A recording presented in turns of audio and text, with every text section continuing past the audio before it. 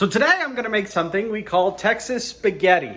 Now, I did not come up with this recipe. It was given to me one day when I went over to a friend's house and we watched the movie The Patriot and made this recipe. So for now, I'm making green beans.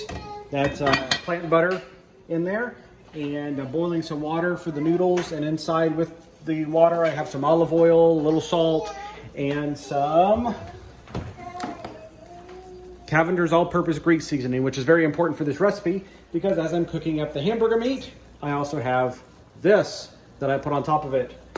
And once it's cooked, I will add a half a bottle of liquid smoke, or approximately half a bottle per pound of meat if you want to do it that way too for extra smokiness. So we'll cook this up and then we'll come back. Now we've added the smoke sauce.